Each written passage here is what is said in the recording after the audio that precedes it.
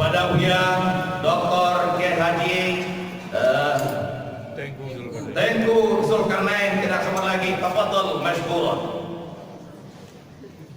Masya Allah.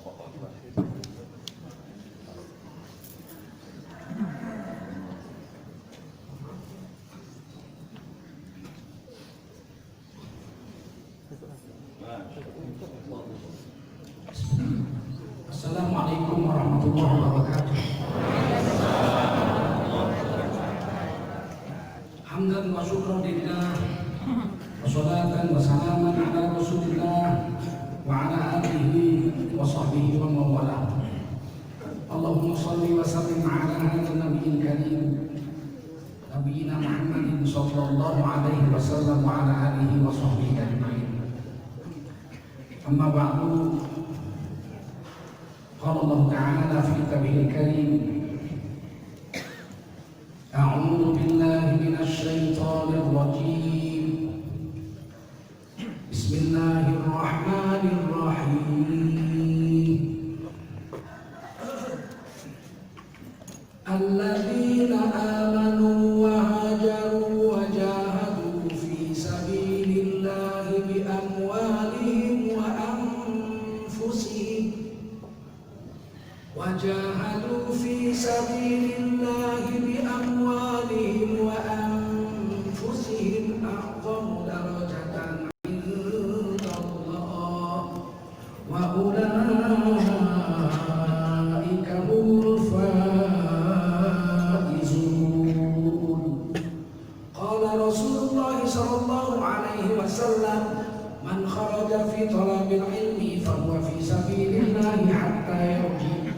Baginda Rasul bersabda, siapa keluar untuk mendapatkan ilmu, orang itu adalah orang yang berjihad fisabilillah sampai dia kembali ke rumahnya. Mudah-mudahan kita semua mendapatkan pahala jihad dari Allah Subhanahu wa taala. Amin. Shadaqallahul azim wa shadaqa rasulun nabiyul karim wa nahnu ala dzalika minasyahidin wasyakirin walhamdulillahi rabbil alamin. Para ulama, tuan-tuan guru yang dimuliakan Allah SWT, para umarok, para bapak sekda, para panjang yang berhadir yang dimuliakan Allah SWT, Bapak Kapolres, Bapak Dandim dan seluruh jajaran yang dimuliakan Allah SWT, Bapak Ibu, setiap pandai, ini mama, para datua yang berhadir yang dimuliakan Allah SWT. Wajiblah kita bersyukur pada Allah SWT. Salawat dan salam kita sampaikan untuk baginda Rasulullah Sallallahu Alaihi Wasallam. Ayat yang saya baca tadi surah At-Taubah, ayat 21 dan 22. Allah memanggil atau mengabarkan kepada kita, alladzina amanu, mereka yang beriman. Jadi yang pertama disebut iman.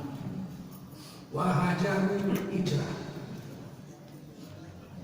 wajahadu fi sabilillahi bi amwalihim wa anfusihim, dan mereka berjuang mati-matian fi sabilillah, di jalan Allah, pakai harta sendiri, pakai diri mereka sendiri. A'zamu darajatan indallah, derajat mereka paling tinggi. Allah pakai isim tasdid, a'zam, derajat mereka paling agung, tak ada lebih agung dari mereka. Iman, hijrah, berjuang atas agama dengan harta dan diri, derajat mereka di sisi Allah paling agung. Dan distempel dalam ayat, wa ulaika humul faizun, mereka adalah orang yang sukses dunia akhirat. Kalau Allah sudah katakan sukses, biar seluruh dunia bilang kita gagal, kita sukses. Sebaliknya kalau seluruh dunia bilang kita orang yang berhasil, sukses, berjaya, tapi Allah katakan gagal, yang berlaku yang Allah mau, dia dihitung gagal. Jadi kehidupan di dunia ini tergantung Allah. Kalau Allah ridha, dapat kesuksesan. Kalau Allah benci, Allah laknat. Biar seluruh dunia menyembah dia jadi Tuhan, macam Fir'aun. Fir'aun itu seluruh Mesir menyembahnya jadi Tuhan. Dan dia mengaku dirinya ana rabbul a'la, aku adalah Tuhan yang maha tinggi. Tapi dia dihina Allah dunia akhirat. Yang berlaku yang Allah mau. Walaupun dia kaya, lahir jadi pangeran, mati jadi raja, Mesir semua dia punya, dia bisa bangun piramid, bisa membuat terusan antara laut tengah Mediterania dengan laut hitam. Dia bikin terusan, tembus. Nggak ada manusia sehebat dia. Belakangan zaman Islam berkuasa, dibiarkan terusan tertutup pasir, karena bahaya bisa masuk pasukan musuh menyerbu kita Mesir. Akhirnya tertutup. Barulah digali ulang oleh Ferdinand de Lesseps. Jadi Ferdinand de Lesseps itu menggali ulang terusan yang dibuat Firaun. Dia mencoba membuat terusan di tanah genting kera di Thailand, gagal. Ferdinand de Lesseps buat juga di Panama antara Amerika Latin, terusan gagal. Berhasil dengan terusan Suez. Kenapa? Karena memang sudah pernah digali Firaun 7.000 tahun yang lalu, dia gali ulang aja. Firaun tidak berhasil. Orang yang gagal hidup karena nggak mau beriman dan tidak mau mengubah pendiriannya, tetap batil sampai mati, dan tidak mau menggunakan diri dan hartanya untuk agama, tapi untuk nafsu. Sehingga kalau ada ibu-ibu yang hamil, tanya, ibu melahirkan? Sudah kempes perutnya. Kapan melahirkan? Minggu lalu. Masya Allah, anaknya apa? Laki-laki. Siapa namanya? Biar hebat Fir'aun. Bocor ibu itu. Hina di mata manusia, hina di pandang Allah. Jadi ini ayat Allah sebut alladzina amanu, mereka yang beriman. Yang beriman di dunia ini cuma 1,7 miliar. Beriman kepada Allah dan Rasulullah Muhammad SAW. Hanya 1,7 miliar dari 7,6 miliar penduduk dunia. Sedikit. Sedikit, 1,7 miliar dari 7,6 miliar penduduk dunia yang beriman. Selainnya kafir. Tidak boleh bilang kafir. Kita di Indonesia ini 230 juta dari 267, 88,7% kita orang Islam. Nyebut kafir kalau udah gila nggak? Macam anak jajahan kita sekarang di Indonesia ini. Padahal sebelum Nabi Adam turun ke dunia, masih di surga Nabi Adam, kata-kata kafir sudah muncul. Nabi Adam belum turun ke dunia, masih di surga. Wa in qulna lil malaikati isjudu li Adam, ingat olehmu ketika kami dan Allah berfirman, isjudu li Adam, sujudlah kamu hai malaikat semuanya kepada Nabi Adam. Fasajadu, semua malaikat sujud kepada Nabi Adam. Tapi sujudnya li ta'zim, menghormat. Bukan li ta'bud, bukan menyembah. Tak mungkin Allah menyuruh makhluk menyembah makhluk, itu tidak mungkin. Yang berhak disembah hanya Allah, iyyaka na'budu wa iyyaka nasta'in. Hanya menyembah Allah, minta tolong. Jadi kenapa Allah menyuruh malaikat sujud? Sujudnya li ta'zim, menghormat saja. Makanya kalau ada orang bilang hormat bendera musyrik, perlu belajar lagi ke orang. Hormat bendera bukan menyembah bendera. Yang musyrik itu menyembah Allah selain Allah disembah juga. Itu namanya musyrik. Dicerikatkan Allah dengan yang lain. Kalau hormat bendera tidak musyrik. Yang musyrik itu menyembah bendera. Benderahu akbar, itu baru musyrik. Sama dengan Nabi Adam, malaikat suruh sujud tapi tidak menyembah. Sujudnya menghormat. Fasajadu, semua malaikat sujud. Hormat kepada Nabi Adam. Illa iblis, kecuali iblis. Dia menolak sujud kepada Nabi Adam untuk menghormatnya. Kenapa? Aba wastakbar, congkak dan sombong iblis. Wa kana minal kafirin, jadilah iblis makhluk yang kafir. Makhluk yang akhir. Belum datang lagi Nabi Adam ke dunia, udah ada kata-kata kafir. Nggak boleh sekarang bilang kafir.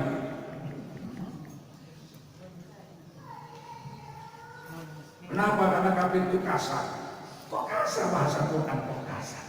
Mana ada Quran kasar? Betul? Nggak mungkin Allah kasar. Ya kafir itu kan menghina. Gimana penghinaannya?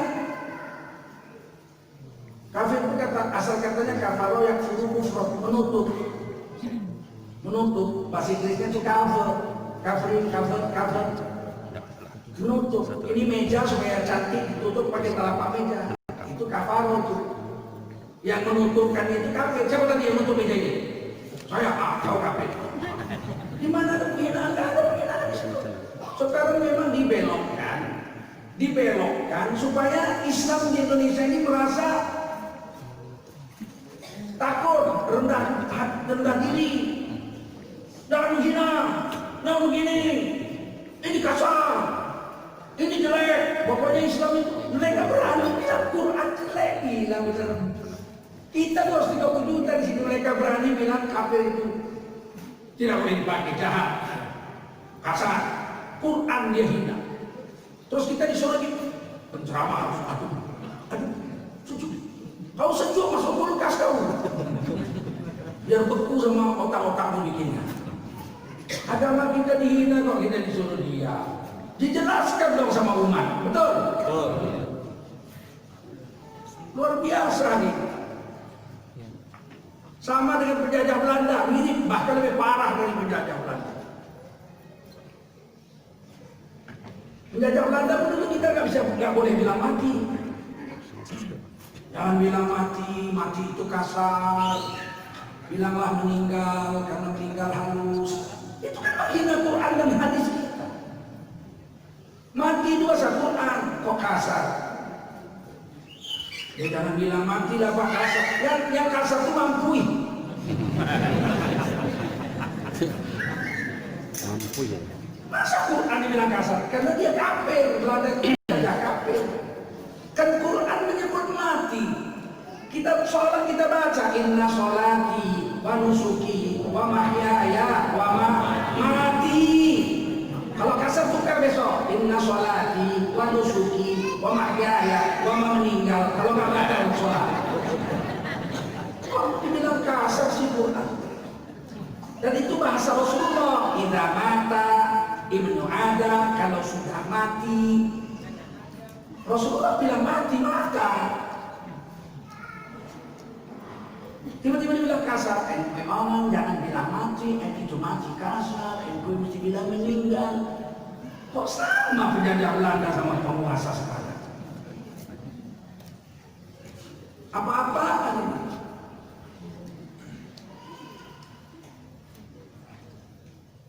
Jangan Islam merasa tertekan. Kalian boleh sholat kok, berjemaah boleh, taklim boleh, tabligh akbar boleh, naik haji boleh, umrah boleh. Kalau itu penjajah Belanda pun diurusnya kita, betul? Masjid zaman Belanda udah berdiri di Sumatera Barat nih, betul nggak? Naik haji disediakan Belanda, kapal. Umrah disediakan Belanda, kapal. Apa susahnya namanya? Kalau cuma itu dikasih Belanda juga. Mau puasa, dia bikin lagu itu, yang bulan, pakai meriam, Kalau cuma untuk ibadah, silakan aja. Penjaga enggak melarang kita berzakat, berpuasa, naik haji, umroh, sholat, taklim, zikir, silakan aja. Belanda sedang aja penjaga. Kalau cuma itu tuh apa merdeka kita? Belanda juga memberi kalau cuma ibadah. Tapi Islam bukan untuk ibadah saja. Islam ini Imam Syafi'i membaginya ke 4 bab pelajaran syariat Islam. Pertama bab ibadah, mulai dari air sampai mati. Yang kedua bab muamalah, berinteraksi sosial, jual beli, pinjam meminjam, sewa menyewa, ganti mengganti, tukar menukar. Ini bab muamalah, ini seperempat agama. Seperempat agama ini diatur. Kalau kamu mau dapat duit, dapat untung, ada 2 cara kata Allah. Satu caranya dengan berdagang, baik, jual beli, dagang. Yang satu caranya dengan riba, sama-sama dapat untung. Duitnya kita pinjamkan orang dapat riba, untung. Duitnya kita belikan barang, jual sama orang, dapat untung juga. Dua-duanya dapat untung. Tapi kata Allah, wa halallahu al-bai'a wa harrama riba. Mendapatkan keuntungan lewat dagang, jual beli, halal untungnya. Tapi mendapatkan keuntungan dari riba sama-sama untung. Tapi mendapatkan keuntungan dari riba hukumnya haram. Itu Quran yang bilang, dan hadis Nabi mengatakan seringan-ringannya dosa riba seperti berzina dengan ibu kandung sendiri. Hadis Muslim, Sahih Muslim. Oleh karena itulah Islam mengatur mau sewa-nyewa, jual beli, pinjam-meminjam, gade-menggade, diatur yang halal. Nah, ketika kita sudah merdeka, kalau cuma untuk ibadah aja ngapain merdeka? Orang Belanda nggak menghalangi kita kok. Cuma ketika kita mau bermuamalah, Belanda nggak mau. Dia bikin bank, Jawa Bank, Bank Jawa, itu pakai riba, tidak ada bank lain. Nah, kita udah merdeka mau bikin bank yang Islami. Susah kita menembusnya itu. Baru tahun 1994, Ketua Majelis Ulama Indonesia almarhum Kiai Haji Hasan Basri dengan Ketua Ikatan Cendekiawan Muslim Indonesia Bapak Profesor Dr. B.J. Habibie, belakangan di Wapres, menghadap Pak Harto. Kita mau bikin bank Islam. Pak Harto heran, loh, apa bedanya bank Islam dengan bank konvensional? Beda, yang sana pakai riba, ngambil untung. Oh, kalau bank Islam dari mana untungnya? Oh, kalau bank Islam berniaga, tijarah. Misalnya dijelaskan, misalnya bapak mau beli rumah 100 juta, duit bapak nggak ada. Terus bapak punya duit 25 juta, cuma kurang 75 juta untuk beli rumah. Bapak datang ke bank Islam, Pak, saya mau pinjam duit untuk beli rumah, kurang 75 juta. Kata bank Islam, kami nggak meminjamkan duit. Kalau meminjamkan duit 100 juta, kurangnya 100 juta, namanya qardun hasan. Kami matilah, gimana mau membayar gaji pegawai? Terus gimana? Sama-sama kita beli rumah itu, kongsi kita, namanya syarikat. Apa namanya? Bersarikat kita. Duit kurang 75 juta ya, ini duit kami, uang bank 75 juta. Mana duit bapak 25? Nih 100 kan? Ada. Saya wakil kepada bapak untuk membeli rumah itu. Pergi beli. Buat tanda terima bapak memakai duit kami 75 juta. Dibelilah rumah itu, dapatlah 100 juta rumah. Dibawalah suratnya. Pak bank Islam, ini udah kami beli rumah itu 100 juta. Mana suratnya? Beginilah. Hak kami 75%, hak kamu 25%. Maka bapak boleh tinggal di rumah itu, karena rumah kita bersama. Tinggallah di rumah itu. Tapi surat kami yang pegang, karena kami lebih banyak. Kita bikin perjanjian, 25% kamu punya, 75% itu. Oke, nah sekarang bank bilang, saya mau jual rumah saya sama bapak. Yang 75% yang 3/4. Supaya 100% itu bapak. Mana ada duitku? Dicicil 60 bulan. Kalau cicil 60 bulan mampu laku. Kalau begitu karena 60 bulan itu 5 tahun, saya mau ngambil untung dong. Jual beli rumah kita ini. Yang 3/4 bagian ini. Selama 5 tahun kami ambil untung 25 juta. Jadi saya jual sama kamu 100 juta. Oke, 100 juta dibagi 60 bulan. Bayarlah tiap bulan sekian. Tanda tangan. Setelah lunas ambil 100% kau. Kan jual beli namanya ini, betul nggak? Ada untung 25 juta. Halal apa haram untungnya? Halal apa haram? Halal. Tiba-tiba ada orang di luar sana bilang, "Allah, bank konvensional sama bank Islam sama saja." Jangan sembarangan ngomong. Sama-sama dapat untung juga. Iya, kan satu dapat untung dengan cara jual beli dihalalkan Allah, wa ahallallahu al-bai'a. Dan satu lagi dapat untung dengan riba diharamkan oleh Allah, wa harrama riba. Kok kau bilang sama aja? Allah bilang beda. Allah bilang yang ini halal, yang itu haram. Kok kau bilang sama aja? Jangan lancang kita melawan Quran. Akhirnya Pak Harto bilang, wah bagus tuh. Panggil Menteri Keuangan Adrianus Moy, Kristen. Panggil Menteri Ekonominya JB Sumardi, Kristen. Tanya, bagaimana ini? Bisa nggak orang Islam bikin bank Islam? Nggak bisa. Nggak ada dasar undang-undangnya, nggak ada dasarnya, dasar hukumnya nggak ada. Pak Harto bilang supaya bisa bagaimana?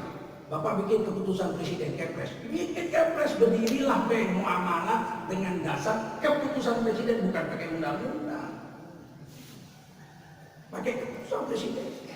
Nggak punya gedung, dipinjami sama Pak Harto, pinjamnya sampai hari kiamat. Nggak punya modal, dikasih modal 1,5 miliar.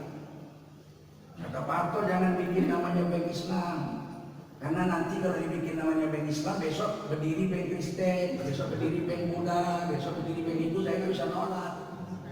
Padahal yang punya syariat jual beli cara Islam itu cuma Islam, yang lain nggak punya sistemnya. Akhirnya dibuat namanya muamalah. Islam itu bermuamalah, dan itu dilindungi oleh Undang-Undang Dasar 45. Negara menjamin tiap-tiap warga negara untuk memeluk agama garis miring kepercayaan dan menjalankan agama garis miring kepercayaannya masing. Dijamin negara pasal 29 Undang-Undang Dasar 45, nggak boleh dihalangi.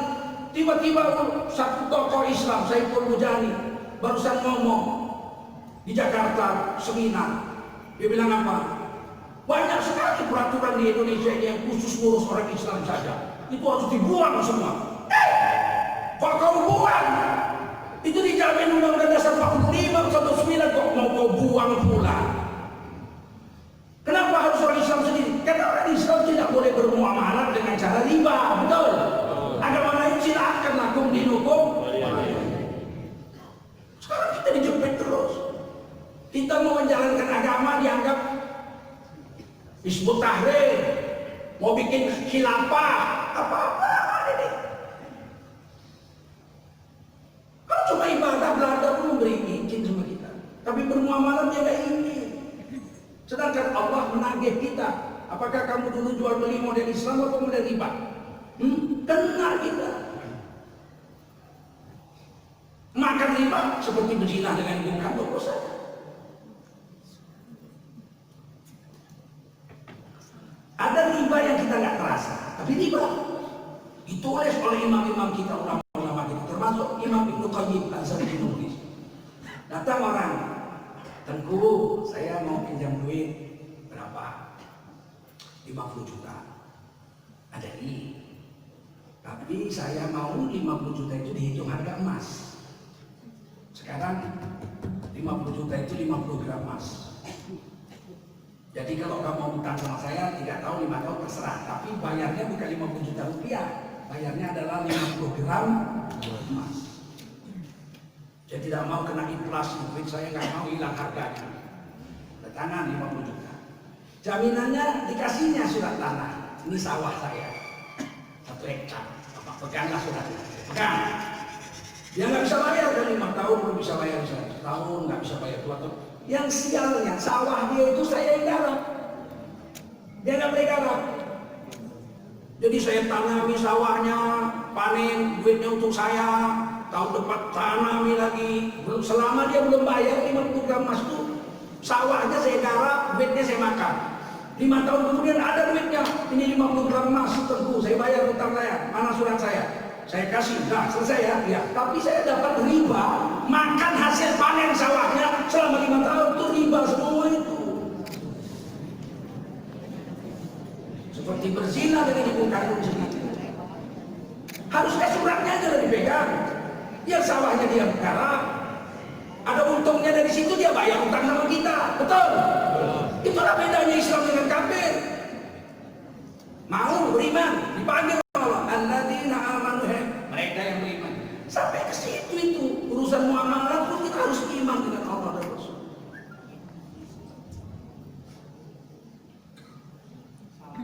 Yang ketiga, bab nikahan nikah.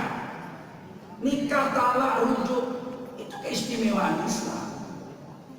Agama lain ada nikah nggak ada rujuk, ada nikah nggak ada cerai. Kalau udah kawin tahankanlah. Bini selingkuh ngadu sama pendeta, Pak Pendeta istri saya selingkuh, saya lihat sendiri di foto-fotonya. Sesuatu yang sudah diikatkan Tuhan jangan dipisahkan oleh manusia. Mati dah kau. Kalau kita ada istri selingkuh, cerai, betul nggak? Cari istri baru. Betul. Istrinya menyesal, datang, tobat aku bang. Kalau tobat kau tidak boleh keluar dari rumah seumur hidupmu, kecuali dengan mahram. Siap. Tobat, rujuk. Ada rujuk.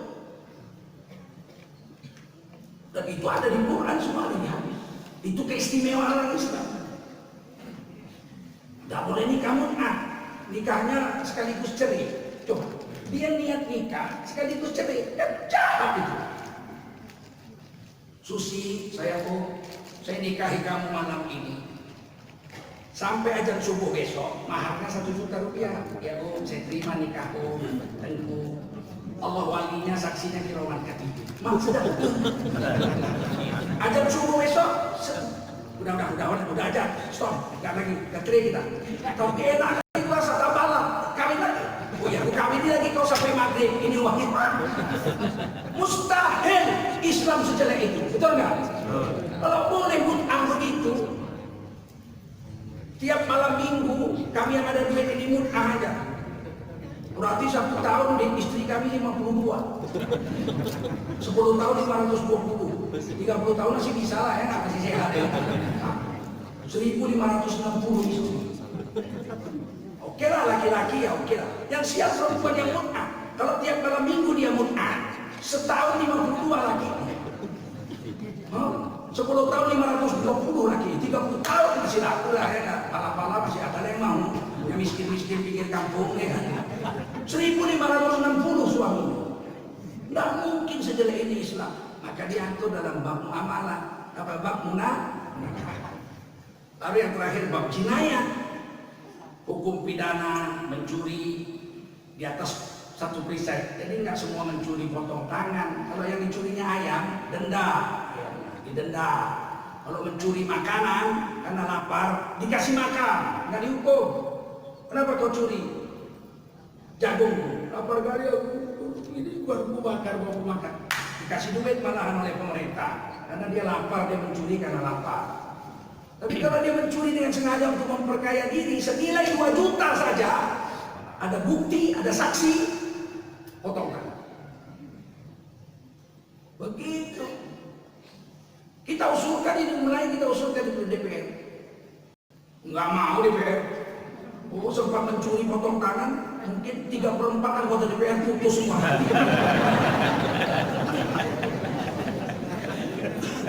Dia yang paling rakus, betul nggak? 20 saya pakai. Terus bagaimana? Sekarang sudah mengeluh. Pemerintah Jokowi sudah mengeluh. Menteri Kumham sudah mengeluh. Ya soalnya launi siapa namanya itu orangnya. Kita susah, terpaksa 35.000 narapidana dilepaskan. Kenapa? Karena nggak ada duit untuk kasih makan. Bayangkan makan mereka itu 15 triliun duitnya. Makan maling-maling, rampok-rampok, koruptor itu makannya 15 triliun. Kita yang bayar pakai uang apa kita pajak. Kita bayar pakai pajak kita. Bangsat betul. Tidak adil. Dia mencuri, korupsi, dia masuk penjara. Di penjara kita yang kasih makan pakai duit rakyat yang dicurinya ini. Manalah adil hukum seperti itu. Maka orang Islam bilang, kamu mencuri, ini buktinya, ini saksinya. Ya, sekarang kamu dihukum. Hukumnya potong tangan. Udah. Habis itu obat ke puskesmas. Habis itu pulang lagi sama bini, kok nggak usah dihukum, putus aja tangan selesai. Tapi kenapa DPR nggak mau, pemerintah nggak mau? Kan rugi udah merasa berlaku. Karena kalau itu berlaku mungkin tangan pejabat yang paling banyak. Dan kita wajib memperjuangkan ini, betul? Betul nggak? Wajib kita memperjuangkan ini. Dengan cara bagaimana? Dengan cara memilih anggota DPR yang soleh-soleh, yang tidak mau mencuri, supaya mereka berani membuat undang-undang. Mencuri di atas 2 juta rupiah, ada bukti, ada saksi putus di pengadilan, maka hukumannya adalah potong. Ini kalian pilih anggota DPR, makannya aja 3 piring. Kata guru saya, kau nak, saya tanya, gimana kita mau lihat orang itu baik apa enggak, tuan guru? Kata guru saya almarhum, kau tengok makannya, nah. Kalau makannya banyak, jahat itu. Sedangkan nafsu makannya aja nggak bisa ditahan, apalagi nafsu yang lain. Ternyata betul. Rata-rata kawan saya sekolah yang makannya banyak jadi pejabat jahat semua. Makanya Islam itu disuruh puasa sering-sering. Senin Kamis puasa, bulan Rajab puasa, bulan Sya'ban puasa, bulan Dzulhijjah puasa. Kenapa suruh banyak-banyak puasa? Biar nggak rakus. Kalau sudah ada sifat tamak, sifat rakus, ya nggak puas dia mencuri. Bukan karena miskin. Pencuri-pencuri itu bukan orang Joko Condro itu Jaka Chandra, bukan orang miskin. Kaya raya dia, yang dicurinya 511 miliar. Kabur, lari 11 tahun buron, tiba-tiba bisa pulang. Dikawal jenderal polisi, urus KTP, KTP setengah jam jadi. Aku wakil sekjen MUI pusat 10 tahun, setahun nggak dapat KTP istriku. Kalah sama maling, lebih hebat, lebih sakti maling. Pergi lagi ke imigrasi bisa tukar paspor lagi. Udah tuh pulang dia ke Malaysia dikawal sama jenderal polisi, aman. Gila gak? Ini negara ada yang sakit di negara ini. Setuju? Setuju. Mau dibiarkan begini terus? Ya. Tiba-tiba ketua DPR bilang orang Minang harus mendukung calon gubernur, jadilah pendukung negara Pancasila. Anak kemarin sore mau ngajari orang Minang berpancasila. Aduh. Dia masih didengkul bapaknya, kita udah paham Pancasila. Orang Minang diajarnya berpancasila. Seolah-olah kita pemberontak, betul? Dan tidak ada negara Pancasila. Mana ada negara Pancasila? Negara kita bukan negara Pancasila. Negara kita NKRI, Negara Kesatuan Republik Indonesia. Pancasila itu falsafah bangsa. Makanya pelajaran di sekolah dulu ada namanya falsafah Pancasila. Di kuliah Anda apa 2 semester? Dasar negaranya Undang-Undang Dasar 1945, semboyannya Bhinneka Tunggal Ika. Pancasila bukan dasar negara, falsafah negara. Siapa yang bikin salah? PKI. Ada dulu tokoh PKI dalam lembaga lekra, lembaga kesenian rakyat namanya Sudarmoto. Terbukti PKI dibuang ke Pulau Buru 20 tahun. Dia itulah yang mengarang Mars Garuda Pancasila yang sering kita dengar. Itulah yang bikin keliru. Garuda Pancasila, akulah pendukungmu, patriot proklamasi, sedia berkorban untukmu. Pancasila dasar negara, bukan Pancasila falsafah. Cara pandang kita terhadap diri kita bahwa kita wajib berketuhanan yang maha esa. Nggak boleh orang nggak beragama di negara ini. Ateis nggak boleh ada di sini, komunis. Berkemanusiaan yang adil dan bahwa bangsa Indonesia itu berkemanusiaan yang adil dan beradab, bukan berkebinatangan yang zolim dan biadab, bukan itu. Nah, ini dijelaskan. Termasuklah di dalam syariat Islam itu ada siasat, hukum politik. Bagaimana mengangkat pemimpin, bagaimana memberhentikan pemimpin, bolehkah pemimpin digaji pakai uang negara. Ada semua diatur. Ada yang mengatakan kalau di negeri yang bersaing Islam dengan Kristen, calon wali kota, bupati, bolehlah orang ulama turun membela yang Islam. Tapi kalau dua-duanya Islam, ulama nggak boleh berpihak. Loh, kok nggak boleh berpihak? Waktu Rasulullah wafat, berdebat ini orang Ansar dengan orang Quraisy, mau merebut kedudukan khalifah. Orang Quraisy maunya orang Quraisy, Umar bin Khattab. Yang sini maunya Abu Ubaidah bin Zarrah, orang Madinah. Hampir perang. Datang Sayyidina Abu Bakar, ada hadis Nabi, pemimpin Quraisy, A'immah minal Quraisy, pemimpin harus Quraisy, wazirnya baru orang-orang Madinah. Akhirnya diangkat Sayyidina Abu Bakar. Umar bin Khattab yang angkat tangannya. Berpihaklah semua orang-orang itu ke Abu Bakar, baik yang Ansor maupun Muhajirin. Siapa bilang nggak berpihak? Kan dua-dua baik, siapa bilang Abu Ubaidah nggak baik? Tapi dari dua yang baik kita pilih yang lebih. Jadi kita tidak netral. Ini ikut dua-duanya ikut ancam. Bakal orang baik, netral, indah, pilih yang lebih baik, betul nggak? Nah, ini calon Islam dua-dua, tapi buruk satunya. Samanya penipu semua. Kalau gitu dipilih yang lebih sedikit buruk. akhafud darrain dalam bahasa Arab, yang lebih sedikit buruknya. Jadi berpihak, jangan bilang nggak berpihak. Ambo aku netral, tidak isinan, tidak isikok. Bahaya itu. Bahaya itu. Berarti dia menganggap yang hak dengan yang batil sama, yang lebih baik dan yang baik sama. Sedangkan bahasa Arabnya ada hasan, ada ahsan. Betul nggak? Beda. Orangnya sama-sama baik. Kita pilih yang mana? Yang programnya lebih baik. Setuju? Nah, di Medan sekarang dua-duanya orang Islam, calon wali kota. Dua-duanya Nasution lagi dua-duanya. Dua-duanya Islam. Ditanya orang ke saya, gimana Pak? Nenek moyang kita sudah memberikan petunjuk. Tak usah bilang Quran hadis. Nenek moyang kita kan ada bersedih syarab bersedih. Kalau ada pisang awak, buat apa bisa milih? Kalau ada orang awak, buat apa orang lain? Mantap. Nah, itu sama Pak, dua-duanya orang awak kok. Nah, itu Islam juga. Nah, kalau sama-sama orang awak, ada lagi tuh. Sama-sama pisang awak nih. Ya kalau begitu pilih yang masak di pohon. Jangan yang masak di kafe. Masak tukang pisang goreng, terus tiba-tiba mau jadi wali kota. Mengerti.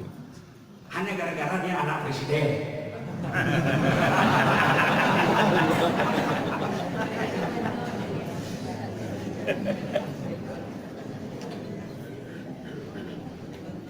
Nah, sekarang mau beriman, mau kalau udah ada yang hukum Allah, jangan ngelak lagi, betul nggak?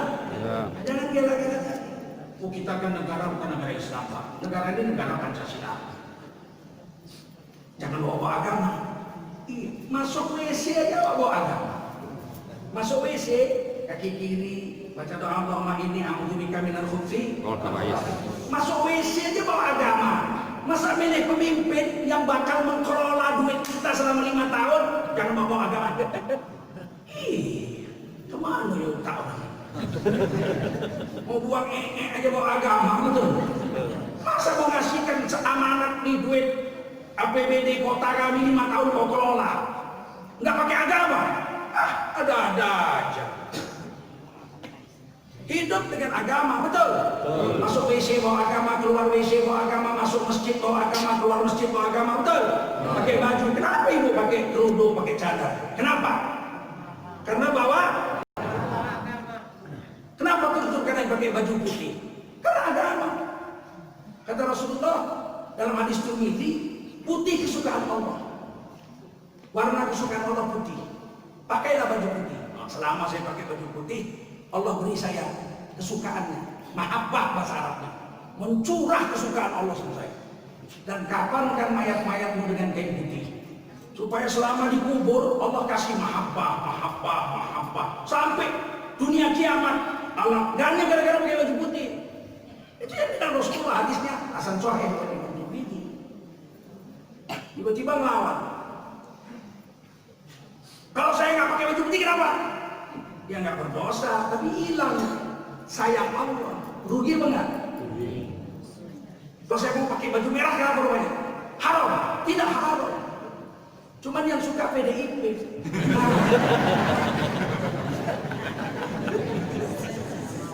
Kalau saya pakai baju putih yang suka Allah, kalau saya pakai baju merah yang suka PDIP, pilih mana?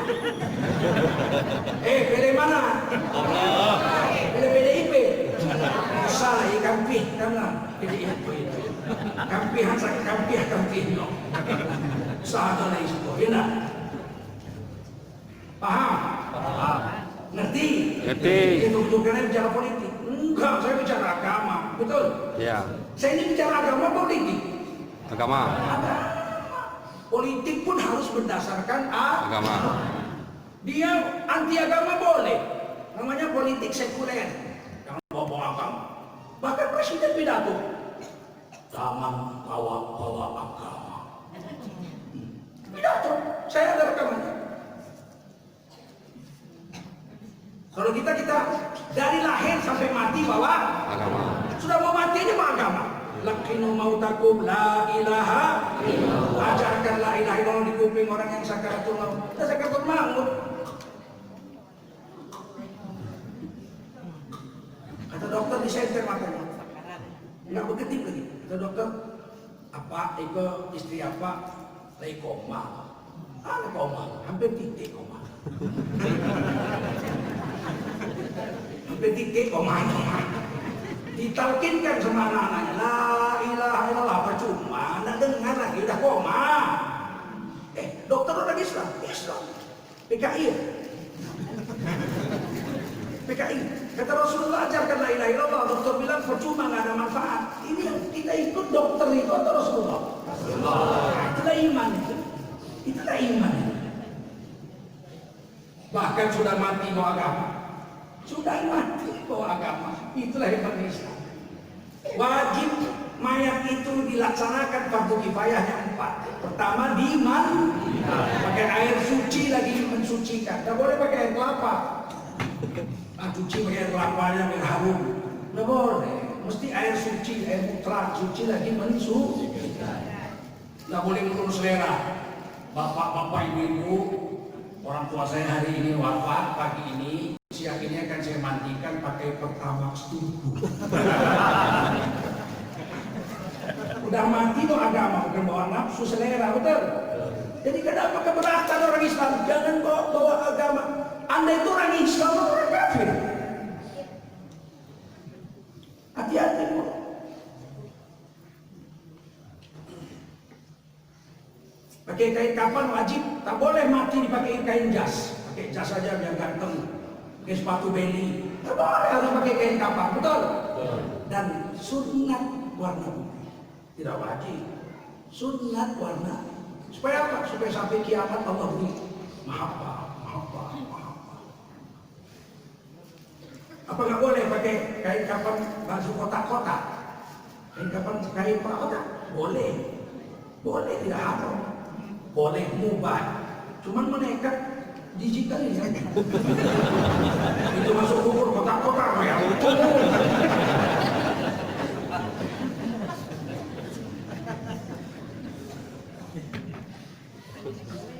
Alladzina amanu wa hajaru, hijrah, pindah dulu. Waktu perintah ini hijrah dulu. Syar'inya secara syariat, hijrah itu memang tinggalkan rumah, harta, jabatan semua, pindah ke Madinah, berjuang bersama Rasul. Tapi setelah Mekah dikuasai Nabi, Fathu Mekah, Nabi mengatakan tidak ada lagi hijrah, hijrah ba'dal fath. Setelah Mekah kita kuasai, hijrah nggak ada lagi. Kalau Bapak jual sekarang sawah ladang di Sumatera Barat ini, pindah ke Madinah, nggak ada pahala hijrah, nggak ada lagi pahala. Tapi hijrah itu kata Nabi mulai hari ini, setelah Fathu Mekah, hijrah itu minat zulumati ilal nur, dari yang gelap kepada yang terang. Minat batin ilal haq, daripada yang batil menjadi yang istri selama ini melawan suami, mulai pagi ini berhenti melawan suami. Ibu mau masuk surga? Kuat jawabnya. Mau masuk surga nggak? Cuma 4 langkahnya kata Nabi. Nah, inilah hijrah itu. Yang pertama jaga sholat 5 waktu. Kalau kemarin belum sholat, mulai hari ini jangan tinggal sholat lagi. Bisa. Yang kedua mau masuk surga. Langkah kedua jaga puasa Ramadan. Kalau kemarin malas puasa, sekarang jaga puasa Ramadan. Bisa. Bisa. Kalau setengah jalan cuma semifinal. Tinggal 2 lagi. Langkah ketiga, wa hafadzat farjaha, tutup aurat. Jangan selingkuh sekalipun sampai mati. Bisa? Kuat jawab. Ini kan bagus, pakai cadar Al-Ahzab 59, pakai cadar Al-Ahzab 59, pakai kerudung An-Nur 31, bagus. Ini karena ngaji nih dah. Baik kok, sampai tanya. Jangan nanti siang lewat tukang ikan manggil ikan pakai baju daster. Bentar tukang ikan tuh. Itu hijrah. Bisa. Jangan selingkuh. Jangan selingkuh sama tukang ojek. Saya seumur hidup istri saya nggak boleh naik ojek, walaupun murah. Kenapa? Memang murah tapi 70 kali ngerem.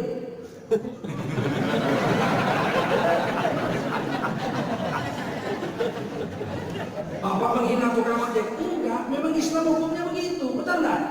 Saya pernah naik ojek sekali dengan istri baru nikah. Pergi kami ke Rantau Prapat dari Medan, naik bus jauh, 200 km lebih. Sampai di pinggir jalan, masuk ke dalam, adalah NTT, rakyat banting pulang. Sekarang namanya ojek. Dia bilang saya mau pakai 2 ojek untuk saya dan istri saya. Wah, tukang ojek itu, iya Pak, saya sama kawan saya di gilirannya. Oke Pak, istri Bapak sama saya, Bapak sama kawan saya. Kepala tuh kau.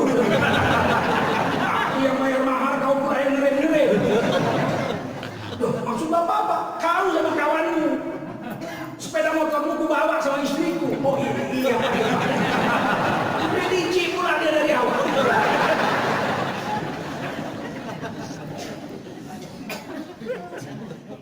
Ojek ini bukan pekerjaan. Semakin banyak tukang ojek di Indonesia, semakin membuktikan pemerintah telah gagal mensejahterakan dan memberikan lapangan kerja kepada rakyat. Ojek bukan lapangan kerja.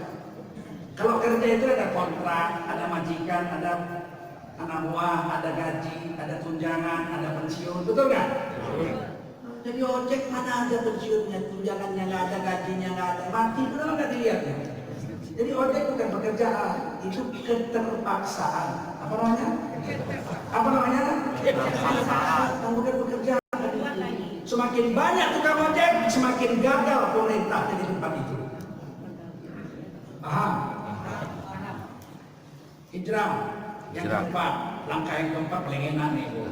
Mau masuk surga kan? Ya. Yang keempat, wa ta'at zaujah, taat sama suami, tidak pernah melawan sekalipun sampai mati. Mantap.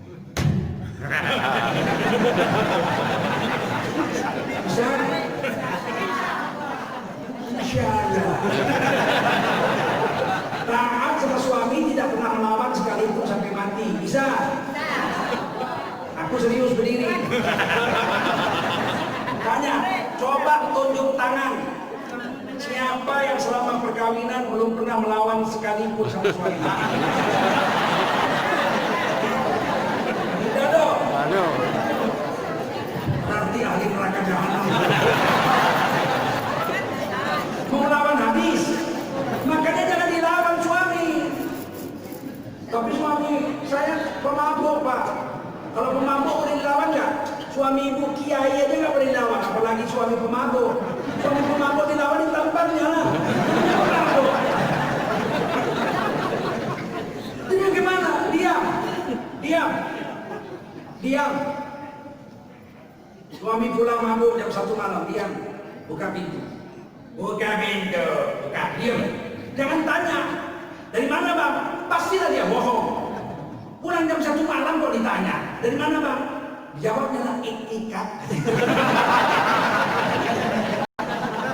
Apa yang ditanya?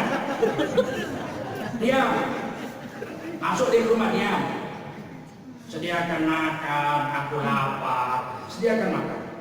Kenapa dingin nasinya? Panaskan. Jangan bicara. Jangan bantah. Macam mana gak dingin sudah jam 1 malam?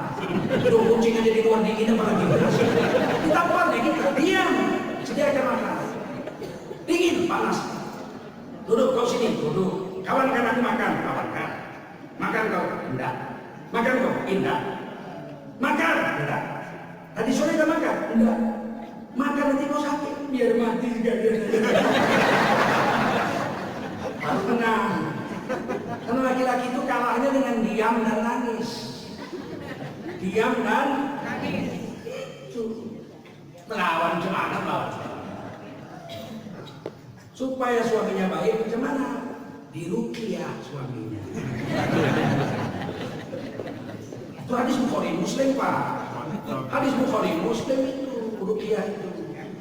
Kalau ibu masak berzikir, subhanallah, alhamdulillah, la ilaha illallah, Allah. Jangan nyanyi. Supaya nur zikrullah itu masuk ke makanan, dimakan orang jadi baik. Jadi kadang-kadang perempuan ini masak pun nyanyi. Memangnya mengapa janganlah kau bimbang ataupun kau ragu, walaupun kau janda tetap puja.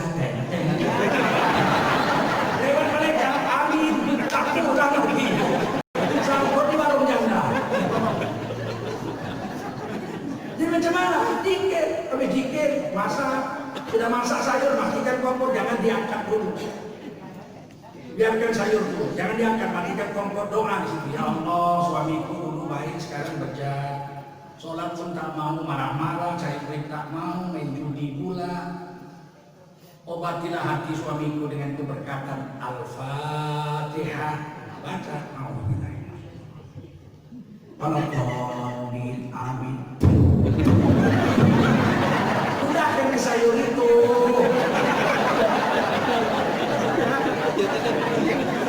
Seminggu, 2 minggu, sebulan, 2 bulan, 5 bulan, setahun, berubah suaminya jadi baik. Kalau nggak baik mati dia. Mau? Laki-laki, tanya, jawab keras-keras. Jijikkah kalian dengan ludah istri? Tidak. Kalau yang kuat jijik nggak? Tidak. Mainkan besok pagi.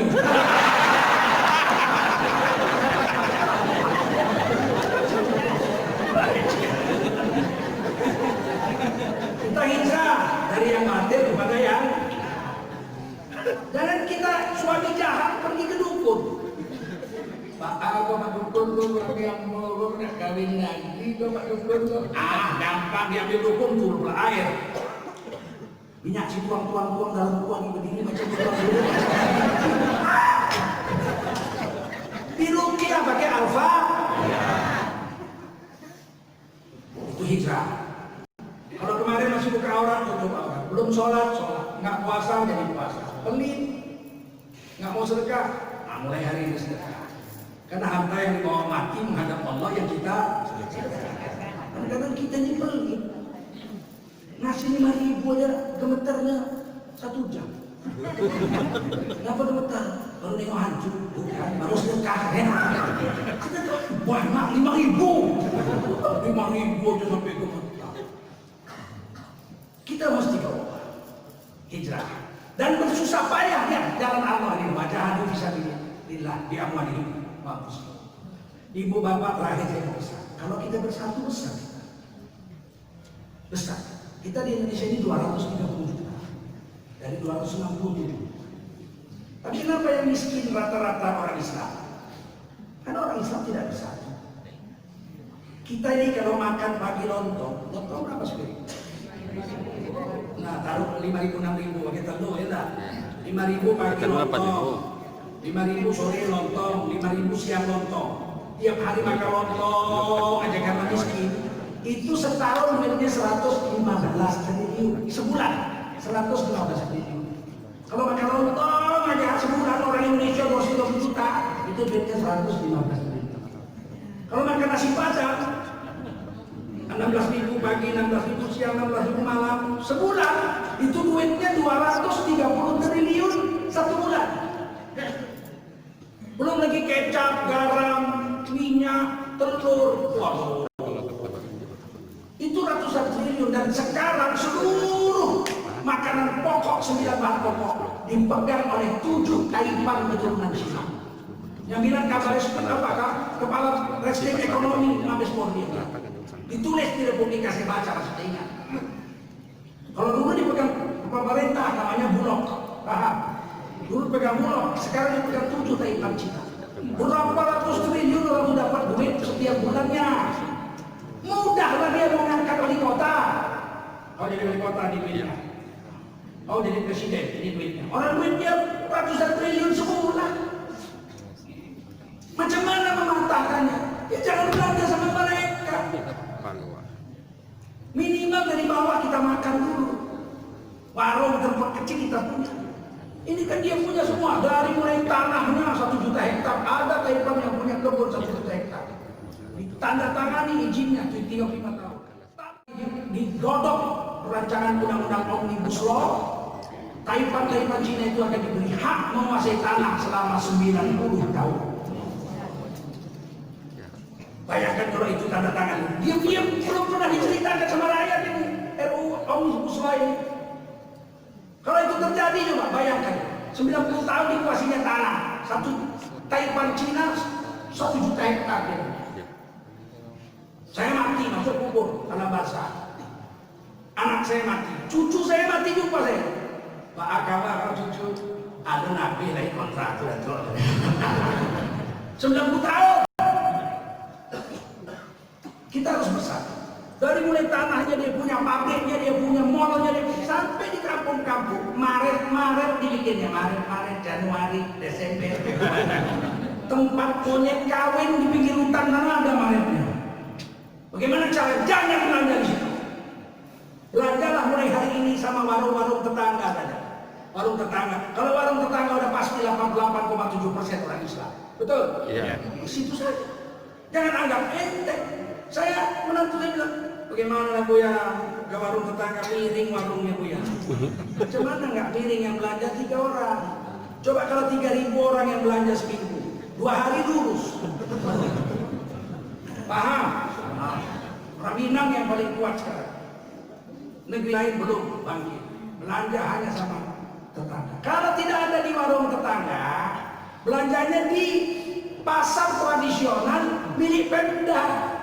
Sini mana pasar? Milik Pemda. Apa? Belanja situ. Milik masyarakat. Jangan pergi ke mall.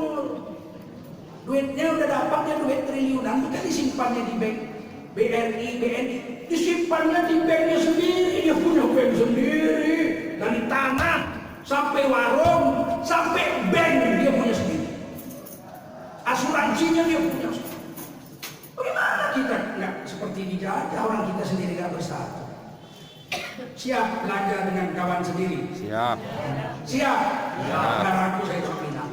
Saya mau seluruh Indonesia orang Islam semuanya bergerak seperti itu. Mudah-mudahan kita menjadi orang yang berderajat paling agung di sisi Allah Subhanahu wa Ta'ala. Demikian ceramah subuh ini. Terima kasih. Mohon maaf agak panjang. Ada yang mau bertanya? Tidak ada. Subhanallah bihamdihi, subhanakallahumma wa bihamdika, asyhadu an la ilaha illa anta, astaghfiruka wa atubu ilaik. Subhana rabbika rabbil izzati amma yasifun, wa salamun alal mursalin, walhamdulillahi rabbil alamin. Wassalamualaikum warahmatullahi wabarakatuh. Langsung pulang ikut protokol kesehatan. Jangan kita saling salam-salaman, nanti dilarang. Ya, sesuai anjuran